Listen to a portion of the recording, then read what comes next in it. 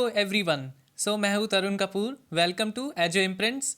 आज हम स्टार्ट करेंगे हमारे यूनाइटेड नेशन टॉपिक को। बड़ा ही इंपॉर्टेंट है सभी एग्जाम्स के लिए और स्पेशली एलएलबी एंट्रेंसेस में बहुत ही क्वेश्चंस पूछते हैं।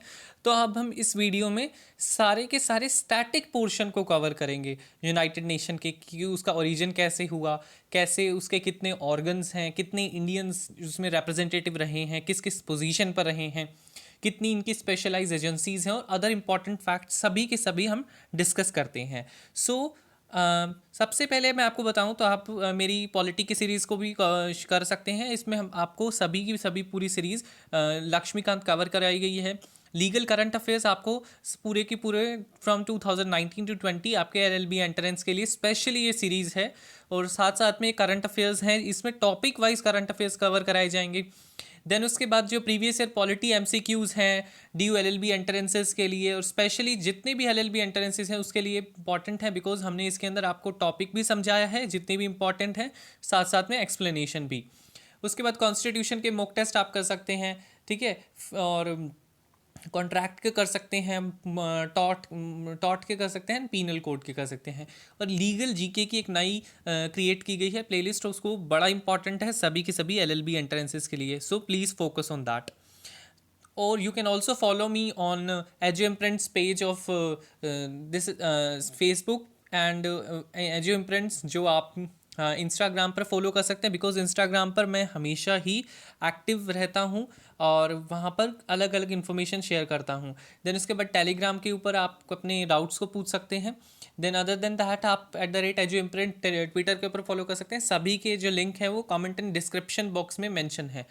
नेक्स्ट हमारा सबसे पहले आ जाता है, देखिए यूनाइटेड नेशन कैसे सेटअप हुआ। पहले यूनाइटेड नेशन सेटअप नहीं हुए थे, पहले लीग ऑफ नेशन थे, ठीक है। लीग ऑफ नेशंस सेटअप हुआ 1919 के अंदर।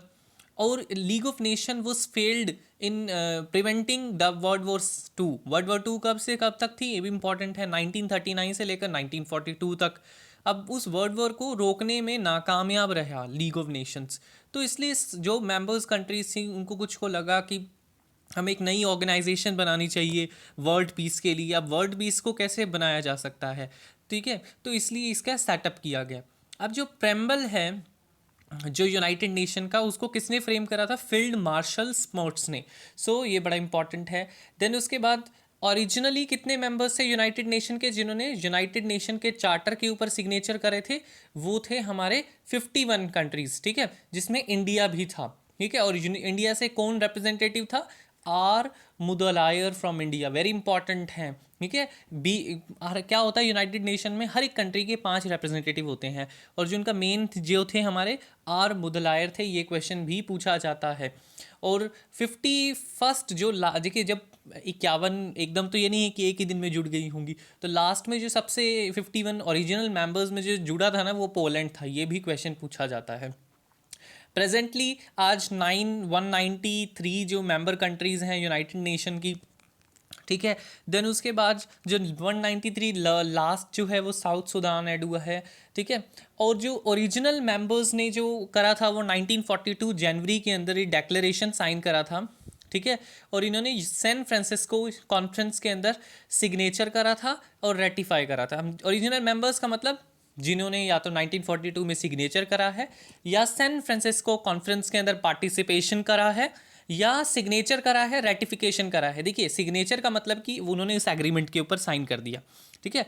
मगर उसके अंदर सिग्नेचर यही है, मगर जो वो चीज़ है कि रेटिफिकेशन का मतलब होता है कि आप अपनी जो भी सिग्नेचर करके आए हैं एग्रीमेंट को, वो आप अपनी पार्लियामेंट में आकर उसे पास करेंगे, ठीक है। मेजॉरिटी के साथ आप उसे पास करेंगे तो देन वो क्या होगा, रेटिफाई होगा, ठीक है, जब पार्लियामेंट में पास होगा।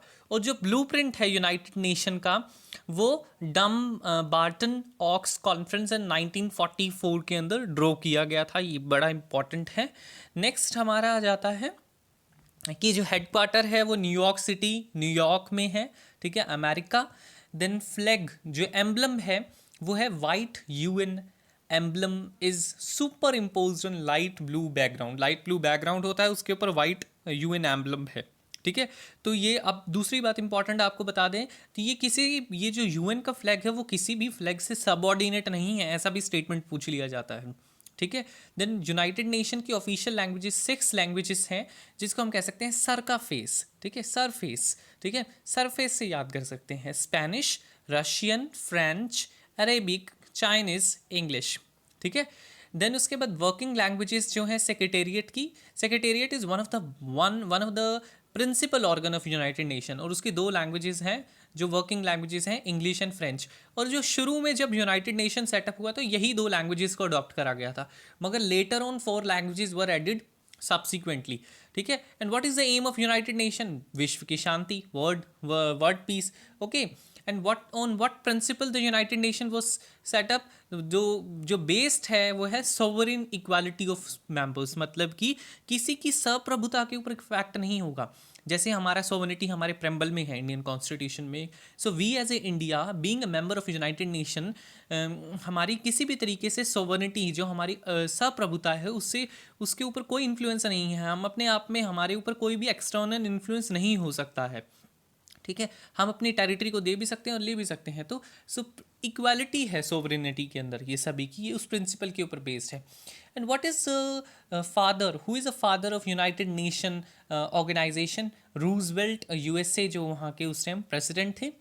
देन उसके बाद फाउंडर कंट्रीज 3 हैं, रूजवेल्ट अमेरिका के, रशिया के स्टैनलिन, एंड ब्रिटेन के विंस्टन चर्चिल जो थे हम उधर के प्राइम मिनिस्टर। ये तीनों मेंबर्स जो हैं ये फाउंडर कंट्रीज़ माने जाते हैं, ठीक है। और ये कैसे सेटअप हुआ था कि पहले अटलांटिक चार्टर था, फिर एक डेक्लेरेशन किया गया था, और उस डेक्लेरेशन के बाद में ये यूएन की डेक्लेरेशन जो थी वो सभी ने सिग्नेचर करी थी और फिर रैटिफाई करी थी, ठीक है। देन उसके बाद में हम आ जाते हैं हमारे नेक्स्ट पर कि 4 प्रिंसिपल एम्स हैं यूनाइटेड नेशन के। ये बहुत बार स्टेटमेंट्स में पूछ लिया जाता है कि to safeguard peace and security in order to save the succeeding generation from scourge of war, ठीक है। कि मतलब कि शांति बनाए रखना, रक्षा करना, ताकि आने वाली जनरेशन को वॉर के प्रकोप से बचाया जा सके।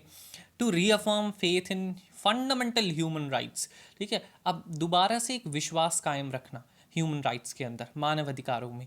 देन उसके बाद to uphold respect for international law, मतलब कि जो इंटरनेशनल लॉ है उसके लिए रिस्पेक्ट को अपहोल्ड मतलब कि कायम रखना। Then to promote social progress and better standards of life, कि किस तरीके से हम सोशल प्रोग्रेस को प्रमोट कर सकते हैं, एक जो बेसिकली क्या हम कह सकते हैं जो सोसाइटल प्रोग्रेस होती है, और किस तरीके से इसी तरीके से सभी का स्टैंडर्ड इंक्रीज होगा, प्रमोट होगा। ये थे 4 प्रिंसिपल एम्स, ये बड़े इंपॉर्टेंट है। देन उसके बाद में आ जाते हैं हमारे कि यूनाइटेड नेशन का इंडिया मेंबर बना था ऑन 30 अक्टूबर 1945, ठीक है, 30 अक्टूबर को बना था। देन 1947 को इंडिया ऑफिशियली बना था। देखिए हमारा, क्योंकि पहले हमारा ब्रिटिश इंडिया था, इसलिए जब हमने इंडिपेंडेंस ली उसके बाद हमने ऑफिशियली भी तो डिक्लेयर करना था ना कि now we become the member of the United Nation. So this is how, that's why they are writing officially. Then उसके बाद फर्स्ट इंडियन प्राइम मिनिस्टर जो थे अटल बिहारी वाजपेयी जी, जिन्होंने हिंदी के अंदर यूनाइटेड नेशन के अंदर 1977 में लेक्चर दिया था। देन द सेकेंड वॉज जो हमारे अभी प्रधानमंत्री हैं नरेंद्र मोदी, जिन्होंने हिंदी में यूनाइटेड नेशन ऑर्गेनाइजेशन के अंदर स्पीच दी थी 2014 में। देन उसके बाद में आ जाता है हमारे पहले ऑर्गन की बात करेंगे, जैसे कि 6 ऑर्गन्स हैं यूनाइटेड नेशन के। पहला है international court, international court of justice, जिसका फाउंडेशन 1946 में हुआ, ठीक है।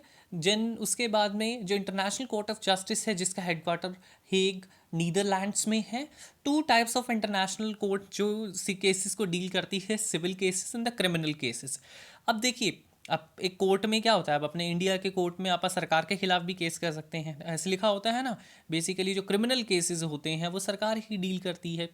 बट जो इसी तरीके से वहाँ पर क्या था कि जो कौन कौन इंडिविजुअल मेंबर क्या इंटरनेशनल कोर्ट ऑफ जस्टिस में केस कर सकता है, नहीं कर सकता। So only states can be parties to a case, ठीक है। स्टेट्स का मतलब देश ही एक दूसरे पार्टीज हो सकती हैं उस कोर्ट के सामने, ठीक है, केस करने के लिए। जो जस्टिस चुने जाते हैं वहाँ पर 15 जजेस होते हैं, और उन 15 जजेस को कौन चुनता है? General Assembly and Security council जो है वो दोनों मिलकर के उनको 15 जजेस को अपॉइंट करते हैं। I think I have not mention this point, please keep in this mind. Then उसके बाद जो criminal cases and civil cases होते हैं ओनली स्टेट्स हो सकती हैं। जस्टिस जो है 9 ईयर्स के लिए, मतलब 9 साल के लिए उनका टर्म होता है जो भी जस्टिस अपॉइंट होते हैं, और हर एक जस्टिस के लिए ज़रूरी होता है कि वो डिफरेंट कंट्री से हो, ठीक है, और उनको री इलेक्शन भी कराया जा सकता है, दोबारा री इलेक्ट भी हो सकते हैं, ठीक है। लिख रखा है elected by General Assembly and Security Council. Then ICJ itself elects its, जो आईसीजे है वो अपने प्रेसिडेंट और वाइस प्रेसिडेंट को खुद चुनती है, उसके अंदर जनरल असेंबली और सिक्योरिटी काउंसिल का कोई भी बेसिकली पंगा नहीं है, ठीक है। अब 3 इयर्स के लिए हमने प्रेसिडेंट और वाइस प्रेसिडेंट को चुनना है, मगर मेंबर्स 9 साल के लिए चुने जाते हैं, ठीक है। अब 3 इयर्स के लिए हमने चुन लिया, उसको भी री इलेक्शन हम कर सकते हैं, ठीक है, रीइलेक्ट हो सकते हैं प्रेसिडेंट और वाइस प्रेसिडेंट भी। और जो 1/3 जस्टिस होते हैं हर 3 साल के बाद चेंज हो जाते हैं, बेसिकली रिटायर होते हैं, 1/3 हिस्सा, मतलब कि 5 जजेस हर 3 साल बाद रिटायर हो जाते हैं। और जो कोरम होता है, जैसे हमारी पार्लियामेंट के अंदर 1/10 होता है कोरम, तभी सीटिंग कंटिन्यू हो सकती है। इसी तरीके से किसी भी जज, किसी भी केस को डील करने के लिए 9 जजेस का कोरम होना चाहिए। अब 3 इंडियन जस्टिस जो हैं वो इंटरनेशनल कोर्ट ऑफ जस्टिस में जस्टिस रहे हैं, पहले हैं हमारे BN राव, ठीक है। Then second one is Nagendra Singh and the third is Raghu Nandan Swarup Pathak, ठीक है। एंड द प्रेजेंट वन जो है हमारे दलवेर भंडारी हैं, जो अभी इस टाइम भी हमारे इंटरनेशनल कोर्ट ऑफ जस्टिस में, पहले ये 2012 में चुने गए थे, मगर 2018 के अंदर फिर इन्हें दोबारा री इलेक्ट कर लिया, ठीक है। तो याद रखिएगा कि री इलेक्ट होते हैं, हमारा इंडियन ही हुआ है। देन उसके बाद first Indian chief justice in international court is Nagendra Singh, ठीक है। नागेंद्र सिंह थे जो सबसे पहले हमारे इंडियन थे जिनको इंटरनेशनल कोर्ट ऑफ जस्टिस में ऐसे जस्टिस चुना गया था। देन उसके बाद में हमारा सेकेंड ऑर्गन आ जाता है जनरल असेंबली। जनरल असेंबली भी न्यूयॉर्क में है। देखिए जितनी भी प्रिंसिपल ऑर्गन्स हैं उनके सभी के ऑफिसेज न्यूयॉर्क में हैं, सिर्फ इंटरनेशनल कोर्ट ऑफ जस्टिस का नहीं है, ये ऐसे याद कर सकते हैं आप, ये हेग में है, नीदरलैंड्स में है, बाकी सभी का न्यूयॉर्क में है। अब जनरल असेंबली में 193 मेंबर्स हैं। First women chairman of general assembly जो रही हैं वो हमारी इंडियन ही हैं, इंडियन वुमेन सॉरी, जो विजय लक्ष्मी पंडित हैं, sister of Pandit Jawaharlal Nehru. Then 1 साल में एक मीटिंग ज़रूरी है भाई जनरल असेंबली की, ठीक है। Then elect its president and vice president every year. अब हर साल मीटिंग होगी, हर साल नया प्रेसिडेंट होगा, हर साल नया वाइस प्रेसिडेंट होगा। जो प्रेसिडेंसी है, मतलब कि जो प्रेसिडेंट है वो 5 इन्होंने जोग्राफिकल ग्रुप्स बांट रखे हैं। किस लिए बांट रखे हैं? बेसिकली कि इक्विटेबल जोग्राफिकल बेसिकली रिप्रेजेंटेशन के लिए, कि हर एक इलाके से एक एक पर्सन को बेसिकली मौका मिले एक प्रेसिडेंट बनने के लिए। जैसे अफ्रीकन है, एशियन है, ईस्टर्न यूरोपियन है, लैटिन अमेरिकन है, the fifth one is the western European, ठीक है। एंड जो जो जनरल असेंबली है वही secretary general of United nation को चुनती है बेसिकली, ठीक है। एंड उसके बाद हम डिस्कस करते हैं हमारी सिक्योरिटी काउंसिल को। अब देखिए जो सभी की सभी हमारी जो पार्ट्स हैं या ऑर्गन्स हैं यूनाइटेड नेशन के, वो सिर्फ रिकमेंडेशंस देती हैं, ठीक है, स्टेट्स को, जो मेंबर नेशंस को। मगर सिक्योरिटी काउंसिल है वो कहती है कि नहीं भैया तो तुम्हें करना ही पड़ेगा, मतलब कि बाइंडिंग डिसीजन कराती है। तो इसलिए इसको क्या कहते हैं? एनफोर्समेंट विंग कहते हैं। Enforcement wing of United Nation is Security Council. Then chapter 7 के अंदर जो है वो यूनाइटेड सिक्योरिटी काउंसिल है, वो एक्शन ले सकती है, एनफोर्समेंट एक्शन ले सकती है कि हाँ जी आपने ये क्यों नहीं करा, ठीक है। तो उसके लिए किसी भी स्टेट को कह सकती है, किसी भी कंट्री को कह सकती है। अब इसके अंदर 15 मेंबर्स होते हैं, 5 permanent members and 10 non permanent members. अब जो नॉन परमानेंट मेंबर्स होते हैं इनका 2 ईयर का टर्म होता है, 2 साल के लिए चुने जाएंगे। एंड 2/3 जो उनके मेजॉरिटी चुने कैसे जाएंगे? By 2/3 majority of members present and voting, इस मेथड से चुने जाएंगे। देन 5 जो नॉन परमानेंट मेंबर्स हैं, सो परमानेंट जो 5 नॉन परमानेंट मेंबर्स जो हैं वो रिटायर होंगे हर साल, ठीक है। मतलब कि हाँ जी, और कैन नॉट बी री इलेक्टेड इमीडिएटली। जैसे ही 5 रिटायर होंगे, ये नहीं है कि उसी साल उनको अगले साल रिटायर री इलेक्ट कर लिया जाएगा, उससे अगले साल नहीं करेगा जाएगा, उससे अगले साल कर लिया जाएगा। अब 5 जो परमानेंट कंट्रीज़ हैं वो सिक्योरिटी काउंसिल में वो वेटो पावर है उनके पास, मतलब कि कोई भी डिसीजन है यूनाइटेड नेशन का कि एक भी कंट्री ने वेटो पावर ने मना कर दिया तो वो कैंसिल हो जाता है, ठीक है। तो सबसे पहले यूएसएसआर जो है उसने यूज़ करा था, अर्स्ट वाइल यूएसएसआर है, अब उसे रशिया कहते हैं, ठीक है। और 5 वेटो पावर कंट्री है, इंडिया भी हमेशा ही इस टाइम भी कोरोना के समय में भी पूरा जोर लगा रखा है कि हमें भी वेटो मिल जाए। उसके बाद प्रेसिडेंसी है जो रोटेट करती है हर एक मंथ में अल्फ़ाबेटिकल ऑर्डर के अंदर, ठीक है। एवरी मंथ जो है प्रेसिडेंट चेंज होता रहता है सिक्योरिटी काउंसिल का। देन उसके बाद जो जर्मनी, जापान, इंडिया, ब्राज़ील जो है परमानेंट प्रोग्रेस कंट्रीज़ हैं, मतलब कि ये चारों सोच ही रहती हैं कि हमें भी सिक्योरिटी काउंसिल में एक परमानेंट सीट मिल जाए। अब टिल नाउ इंडिया जो है वो नॉन परमानेंट मेंबर रहा है सिक्योरिटी काउंसिल का 8 टाइम्स, ठीक है। फर्स्ट टाइम 1950 एंड 51 में था, सेकेंड 8th टाइम 8वीं बार 2011-12 में, देन 19वीं बार अब 2020-21 में भी हमारे इंडिया जो नॉन परमानेंट मेंबर है सिक्योरिटी काउंसिल का 8 बार रहा है। ये क्वेश्चन भी आ सकता है बिकॉज न्यूज़ में है। देन उसके बाद आ जाता है economic and social council. Economic and social council जो है हमारे वो 54 मेंबर्स हैं, 3 साल के चुने जाते हैं, ठीक है। 1/3 मेंबर्स जो होते हैं वो चेंज होते हैं आफ्टर एवरी ईयर, ठीक है। और जबकि प्रेसिडेंट और जो रिटायरिंग जो मेंबर्स होते हैं वो एलिजिबल होते हैं इमीडिएट इलेक्शंस के लिए, ठीक है। ये ध्यान रखना कि जो प्रेसिडेंट हैं और रिटायरिंग मेंबर्स हैं इकोनॉमिक एंड सोशल काउंसिल के अंदर इमीडिएट इलेक्शंस करे जा सकते हैं, ठीक है। अब चीफ कोऑर्डिनेटिंग एजेंसी है जिसका मतलब कि सभी की सभी जो ऑर्गन्स हैं यूनाइटेड नेशन के या जो स्पेशलाइज एजेंसी हैं उनके साथ सामंजस्य बिठाने का काम, एक संतुलन बनाने का काम किसका है? इकोनॉमिक एंड सोशल काउंसिल का है। और इसकी जो मीटिंग हुई है ये उसके बारे में लिखा है, अप्रैल में न्यूयॉर्क में हुई थी, जुलाई में जेनेवा में हुई थी। देन उसके बाद आ जाते हैं हमारे 5th ऑर्गन पे सेक्रेटेरिएट, ठीक है। अब सेक्रेटेरिएट वो संभालता है डे टू डे बिजनेस का काम। भाई डे टू डे बिजनेस संभालेगा हेडक्वार्टर, ठीक है। इसको क्या कहा जाता है? हेडक्वार्टर ऑफ यूनाइटेड नेशन भी कहा जाता है, ठीक है। एंड सेक्रेटरी जनरल जो हैं होते हैं वो 5 ईयर्स के लिए होते हैं, उनको री इलेक्ट भी करा जा सकता है। और एक सिक्योरिटी जो हमारे सेक्रेटरी जनरल है वो 10 साल के लिए भी रहे हैं, वो इसमें मेंशन है। ये देखिए जो है 8th बैन की moon from south Korea 10 years because he was elected 2 times from 2007 to 2017, ठीक है। तो ये इंपॉर्टेंट है। देन उसके बाद जो फर्स्ट जो त्रिवेंगेली जो नॉर्वे के थे, फर्स्ट फ्रॉम स्कैंडिनेवियन कंट्रीज़, पता है नॉर्वे, स्वीडन, फिनलैंड, ये स्कैंडिनेवियन कंट्रीज़ हैं, ठीक है। और ये जो कहाँ से हैं? जो त्रिवेंगेली जो पहले थे फर्स्ट सेक्रेटरी जनरल थे यूनाइटेड नेशन के, और फर्स्ट फ्रॉम नॉर्वे, ठीक है। नॉर्वे स्कैंडिनेवियन कंट्रीज़ में होता है और सबसे पहले ही ऐसे सेक्रेटरी जनरल थे जिन्होंने रिज़ाइन भी दिया था। आज तक किसी ने रिज़ाइन नहीं दिया है फिर। देन उसके बाद 8th जो थे वो थे बैन की मून, ठीक है। वो साउथ कोरिया के हमने डिस्कस करा है, 10 साल रहे हैं।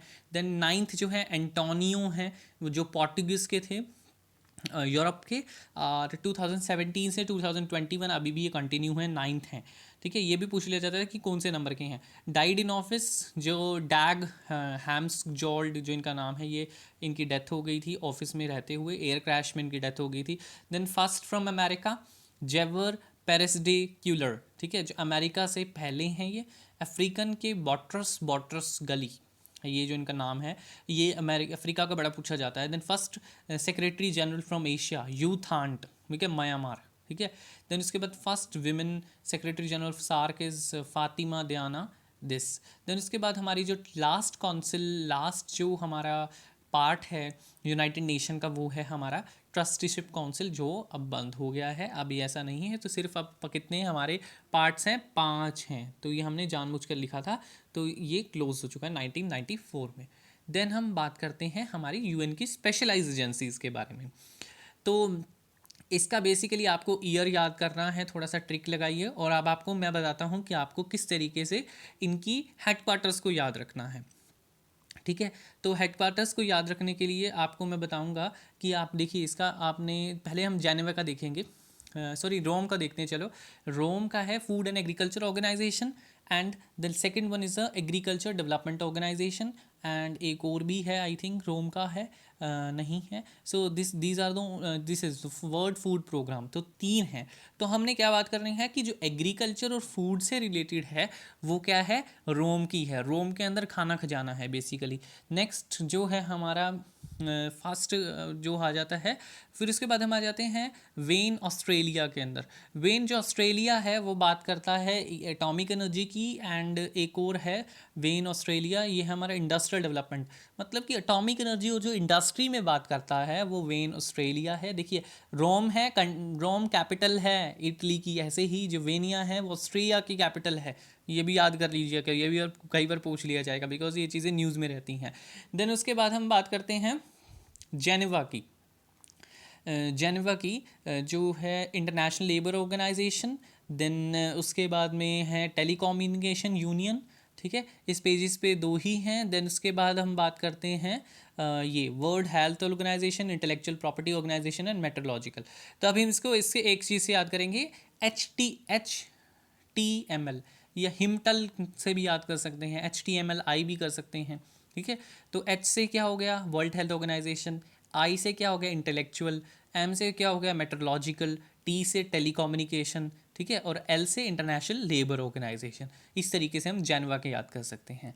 देन जो हमारे बचे हुए हैं हम उनको ऐसे आप थोड़े सा ट्रिक बनाइए। जो भी मनी से रिलेटेड है, जैसे वर्ल्ड बैंक है और इंटरनेशनल मॉनिटरी फंड है, वहाँ पर वॉशिंगटन है, क्योंकि भाई अमेरिका के पास ज़्यादा पैसा है, इसलिए मॉनिटरी फंड भी और वर्ल्ड बैंक सारे हेडक्वार्टर अमेरिका के पास हैं। देन मैरी टाइम में बात करेंगे तो भाई लंदन वाले बहुत ही अच्छे हैं मैरी टाइम में, हम इस तरीके से याद कर सकते हैं, ठीक है। उसके बाद हमारा ये पेज हो गया है। देन उसके बाद हम बात करते हैं पेरिस के अंदर बहुत ही ज़्यादा एजुकेशन अच्छी है। देखिए हर बच्चा जाता है, अभी भी बहुत सारे न्यूज़ में दिखा रहे हैं। तो पेरिस में एजुकेशन अच्छी है, तो United Nation education scientific and cultural organisation वहाँ पर है। और बर्न वाले जो हैं वो पोस्टल अच्छा है बर्न का, स्विट्ज़रलैंड का। देन टूरिज़्म हमारा मैड्रिड का अच्छा है, नाम ही इतना अच्छा है तो ऑब्वियसली बात है टूरिज़्म तो होगा ही। देन उसके बाद सो दिस इज़ द हमारे यही है ना यूनाइटेड नेशन का स्टैटिक पार्ट। और आज या कल में मैं आपको करंट अफेयर्स का भी सारा डिस्कस करूँगा यूनाइटेड नेशन का फॉर द होल ईयर। तो डोंट वरी, और please do comment if you have any doubt, you can ask in the comment section, and please do like comment and share my videos, and do not forget to subscribe the channel because हमें subscribers चाहिए live classes लेने के लिए, and press the bell icon so that you can get the notification automatically. Thank you so much.